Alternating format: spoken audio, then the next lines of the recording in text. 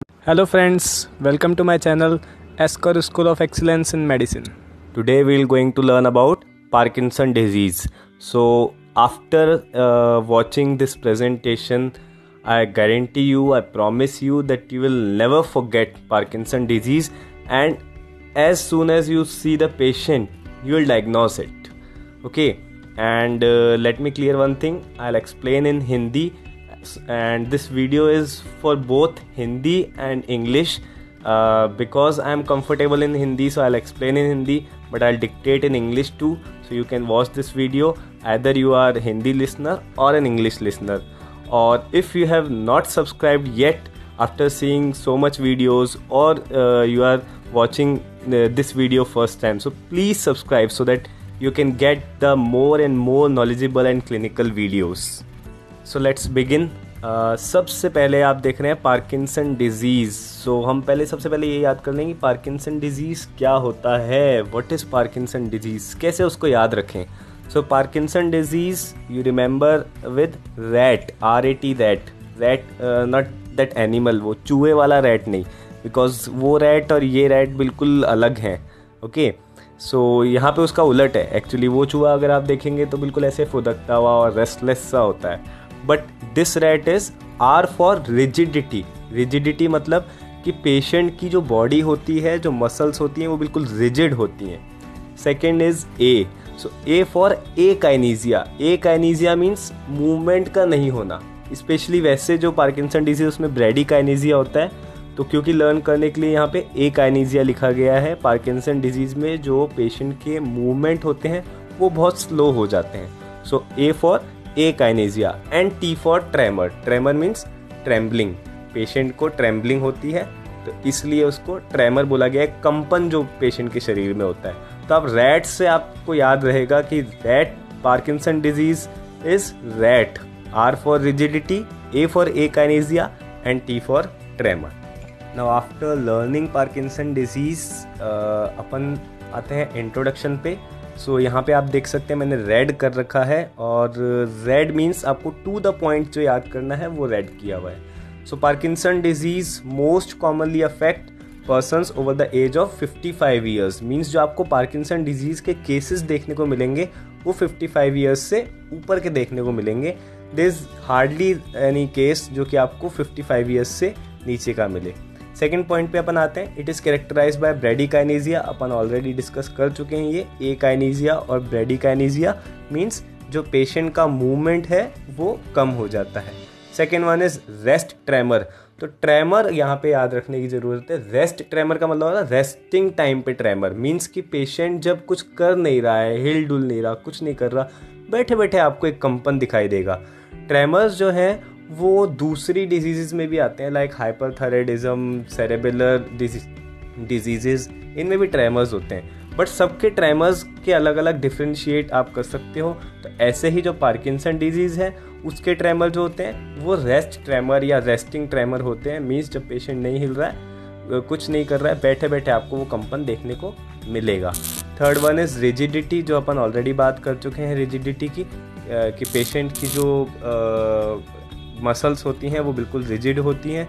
And postural instability. Postural instability मतलब कि जैसे एक नॉर्मली जो है अपन अगर चलें तो बिल्कुल सीधा सीधा चल सकते हैं, बट पार्किंसन डिजीज़ में आपको जो पेशेंट होगा वो ऐसे लगेगा जैसे कि बिल्कुल लड़खड़ा रहा है, सीधा नहीं चल पा रहा. सो पोस्चर जो है वो इनस्टेबल है, मतलब सीधा चल नहीं पाता है, खड़ा नहीं हो पाता है. That is called postural instability. अब अपन बात करते हैं. Its cardinal clinical features were first described by the English physician James Parkinson in 1817. So first time जो है इस डिजीज़ को डिस्क्राइब किया था जेम्स पार्किंसन ने 1817 में. सो उनके नाम पे ही इस डिजीज़ का नाम पार्किंसन डिजीज़ रखा गया है. हालांकि उन्होंने इस डिजीज़ का नाम शेकिंग पैल्सी रखा था. शेकिंग पैल्सी बिकॉज क्योंकि उन्होंने कुछ एक्चुअली 3-4 केसेस ही देखे थे.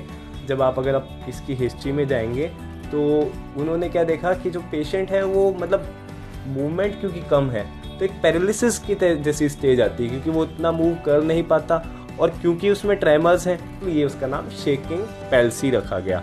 तो Parkinson disease is also called shaking palsy and paralysis agitans भी बोला जाता है. सो पार्किंसन डिजीज़ का नाम जेम्स पार्किंसन पे पड़ा, बट ओरिजिनली उन्होंने इस डिजीज़ का नाम शेकिंग पैल्सी रखा था। Next we come to its etiology.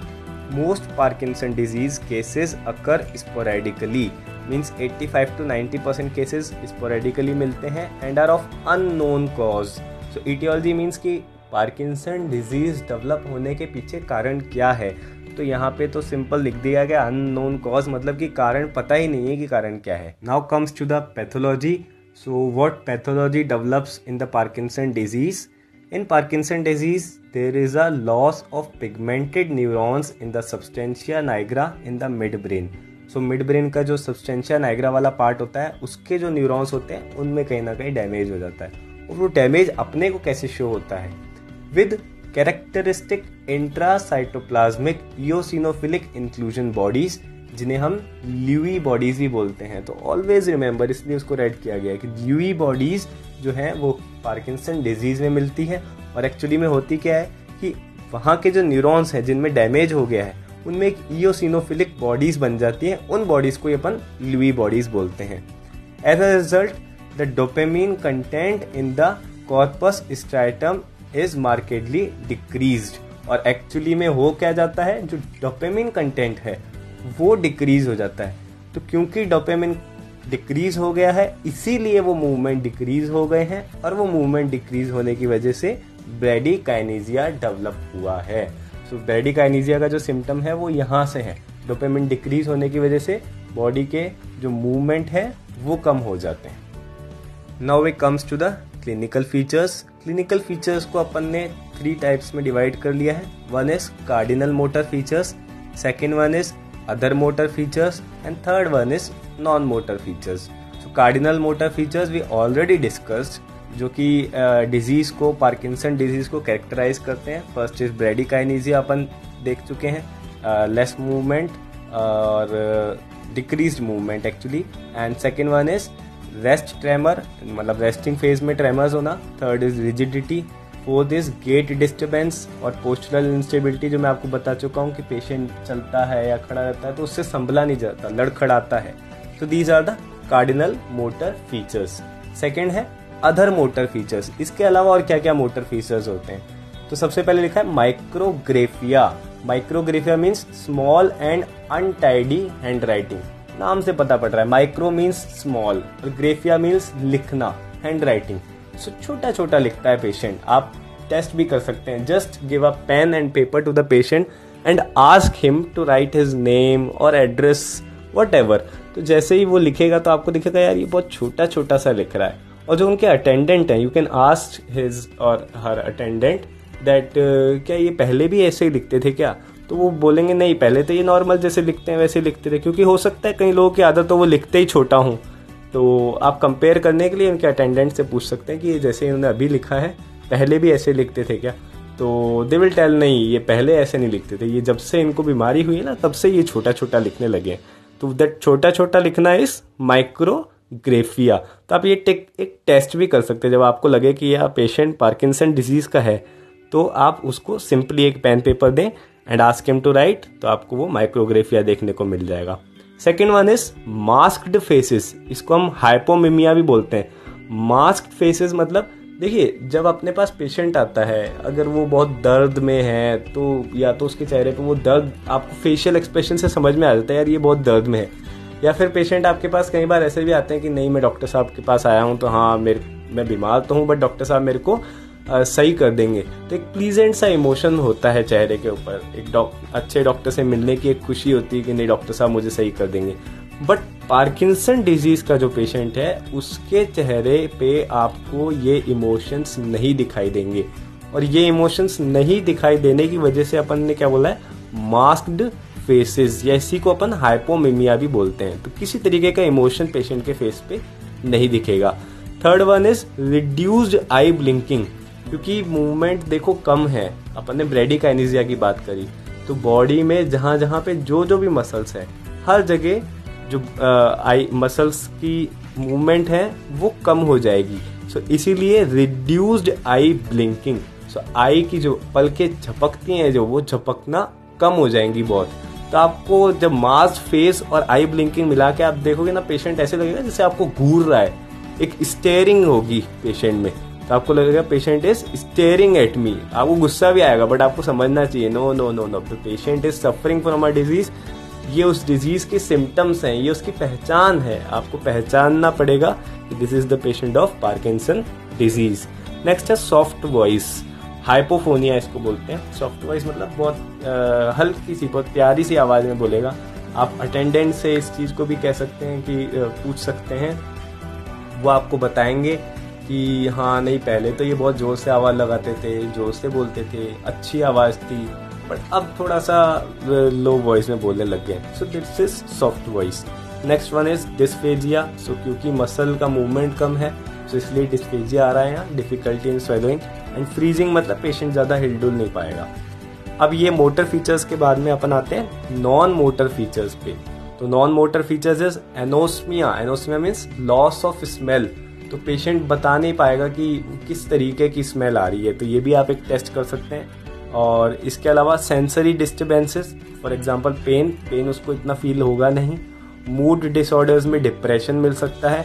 Sleep disturbances में एक होता है RBD, that is rapid eye movement behaviour disorder. And autonomic disturbances में आपको orthostatic hypotension, GI disturbances, genitourinal disturbances. Okay, genitourinal disturbances जो है एक्चुअली इस स्लाइड में मेंशन नहीं किया गया, बट एक बहुत ही स्पेसिफिक सिम्टम है जो कि most of the Parkinson disease patient में देखा गया है।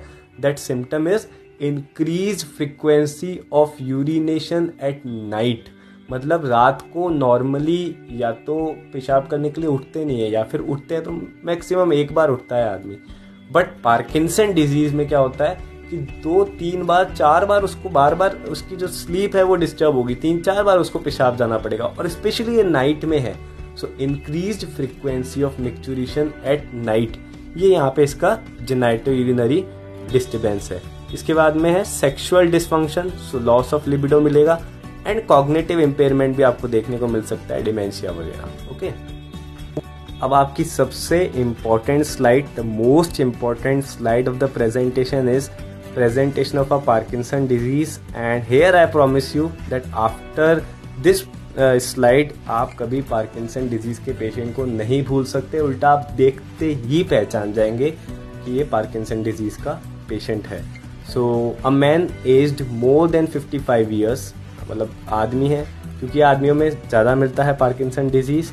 और 55 ईयर्स अपन ने वापस जाओ बैक कि अपन ने बात करी थी 55 ईयर्स, मोर देन 55 ईयर्स की एज में मिलता है। सो 55 साल से बड़ा आदमी है।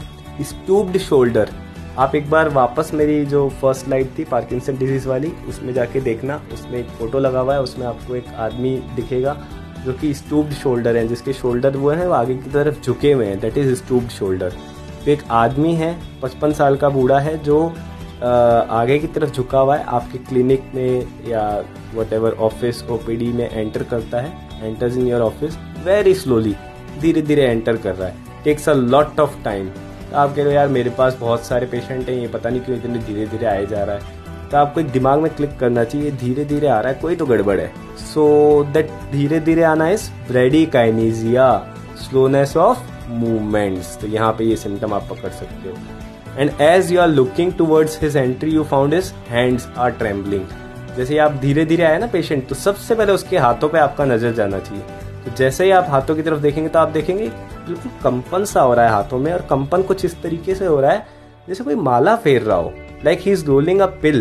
This is called pill rolling tremors. इसको हम पिल रोलिंग ट्रेमर्स बोलते हैं। जैसे माला फेरते ना ओम ओम ओम, वैसे दोनों हाथों में ऐसे ट्रेमर्स होते हैं जैसे कोई माला फेर रहा हो। तो एक तो धीरे धीरे चल के आ रहा था, फिर आपने उसके हाथ देखे उसमें आपको वो ट्रेम्बलिंग मिली, वो पिल रोलिंग ट्रेमर्स मिले। And his body is stiff, और स्टिफ बॉडी है, रिजिडिटी है। अब पेशेंट धीरे धीरे चल के आपके पास आ गया है, आपके पास आके बैठा। Now he sits on the patient's stool, and as you looked at his face you see that as if he is staring at you.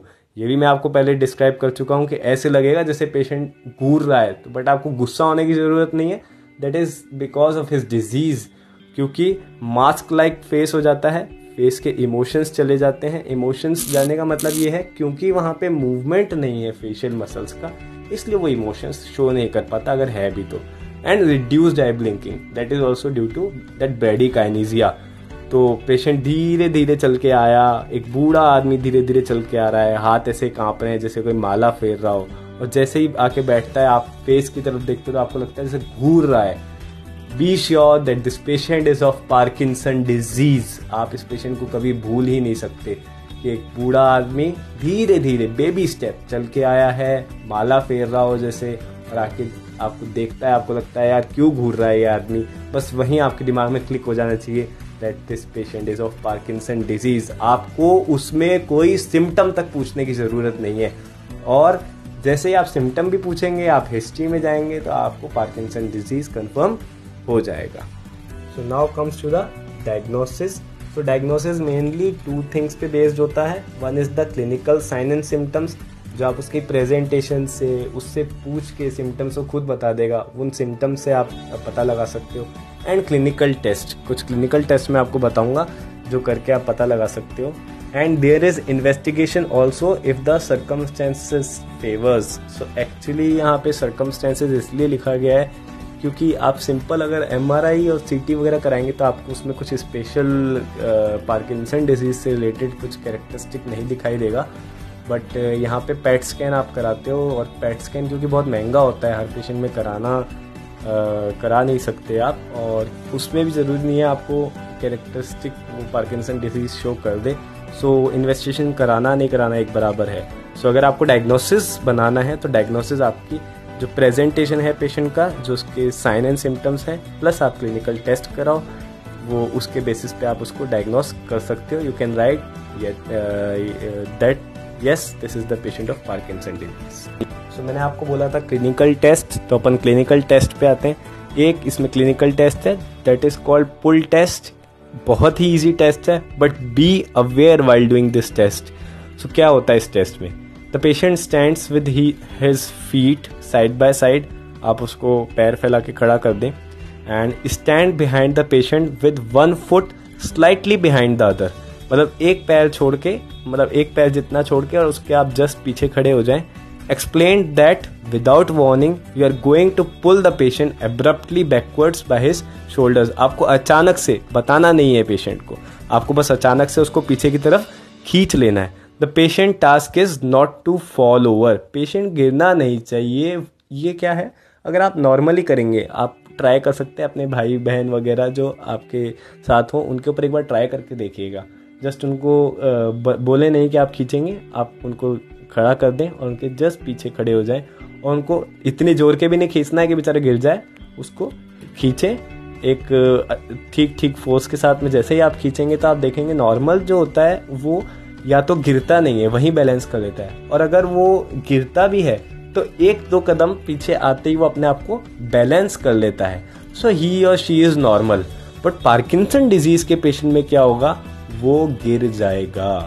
Okay, now he is allowed to step backwards in order to maintain his balance.